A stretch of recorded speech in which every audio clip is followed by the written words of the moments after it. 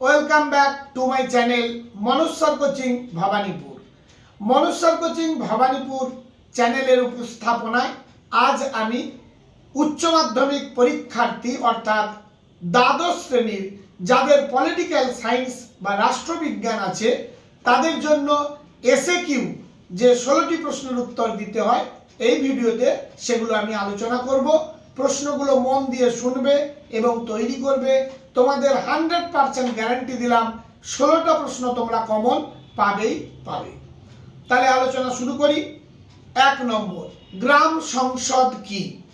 2 নম্বর, পশ্চিমবঙ্গের পঞ্চায়েত ব্যবস্থা সর্বনিম্ন ও সর্বোচ্চ স্তর কোনটি?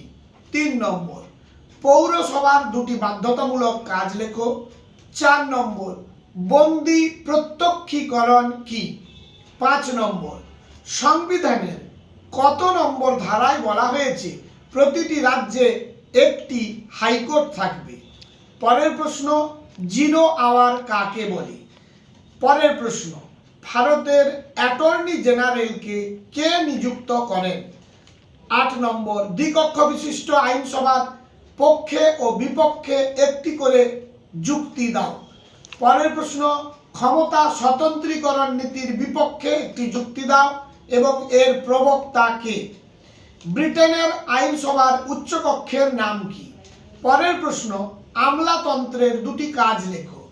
পরের প্রশ্ন, রাষ্ট্রকে আত্মাহীন যন্ত্র বলে কে ব্যাখ্যা করেছেন? পরের প্রশ্ন, উদার নীতিবাদের জনক কাকে বলা হয়?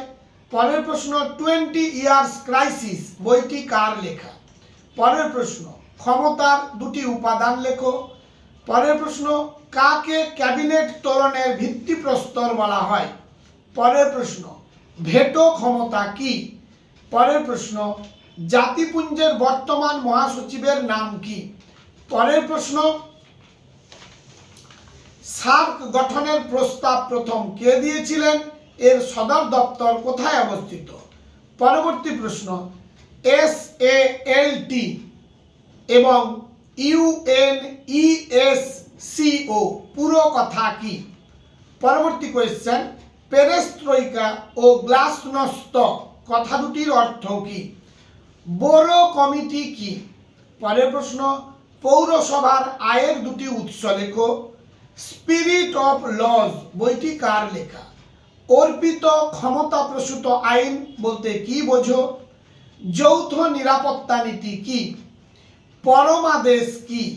বিচার বিভাগীয় অতি সক্রিয়তা বলতে কি বোঝো? ভারতে রাষ্ট্রপতিকে কোন পদ্ধতিতে পদচ্যুত করা হয়?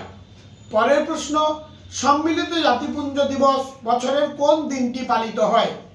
বান্দুং সম্মেলন কবে হয়েছিল? ট্রুম্যান নীতি কি? জেলা পরিষদের আয়ের দুটি উৎস লেখো।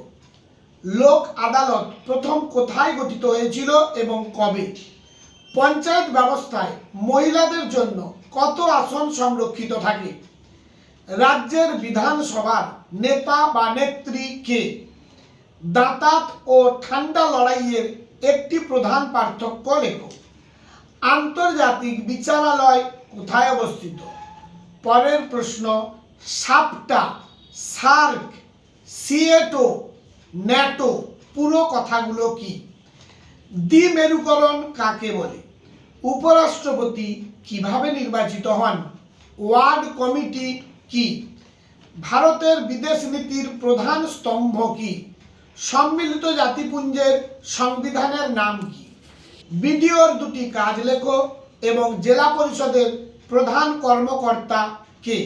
এই 45টি এসএকিউ প্রশ্ন ভালোভাবে তৈরি করলে 16টি প্রশ্ন একেবারে তোমরা কমন পাবেই পাবে। তাই 40 নম্বরের তোমাদের এমসিকিউ এবং এসএকিউ দেওয়া থাকে।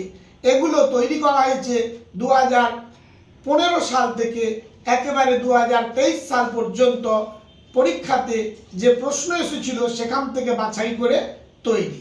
তোমরা এগুলো ভালোভাবে তৈরি করো, পরীক্ষায় অবশ্যই পাবে। আর মনোজ স্যার কোচিং ভবানীপুর চ্যানেলটি সাবস্ক্রাইব করো, লাইক করো, বন্ধুদের মধ্যে শেয়ার করো। যদি কোনো সাবজেক্টের সাজেশান প্রয়োজন হয় কমেন্ট করে লেখো, আমি অতি অবশ্যই দেব। আজ তাহলে এই পর্যন্ত।